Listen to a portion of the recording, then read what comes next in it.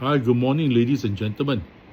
I'd like to touch on this area. I think I was just trying to reply to a message they asked me yesterday about getting a PR under a private limited company, meaning that this lady, she was asking me that she has actually started a company in Singapore, and then but she and the husband hasn't been able to attain PR for the last many years till now.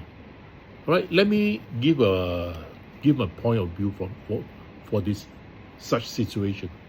Actually, previously, for many years, as long as it's a private limited company, okay, you can choose to become a so-called employee.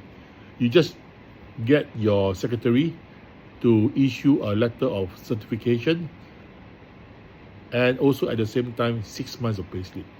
Then you're considered an employee, and your pay will be taken as what it is, okay, in full, 100%, like a normal employee, into consideration.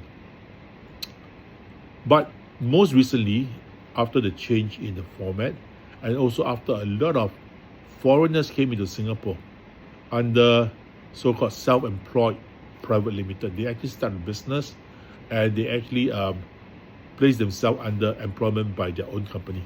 So actually that has changed a lot of things. Right now, when you can choose to be self-employed, private limited. All right.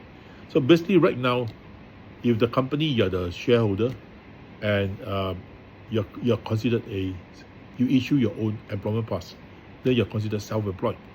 So under that instance, your pay will not be taken as the full sum.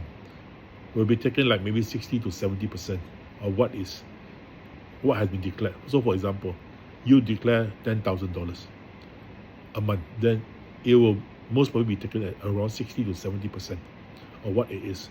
All right. So you also need to submit other documents like your balance sheet, your profit and loss account. Everything you need to submit because you're considered self-employed. So do take note of this.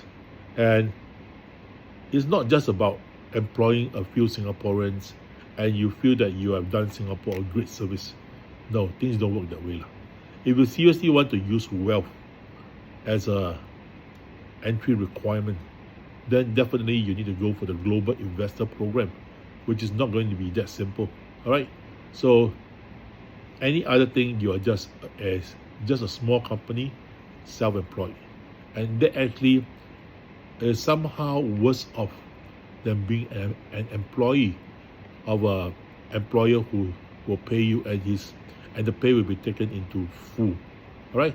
So if you ask me, each has its own benefits, but definitely in terms, if we talk about consideration from the financial viewpoint, working for an employer is still going to be better than being self-employed, no matter in sole proprietorship, partnership, or private limited.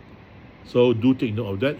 And of course, in terms of financial, I have to let you know that it's not a one lump sum. It's the number of dependents you have that will determine your financial standing.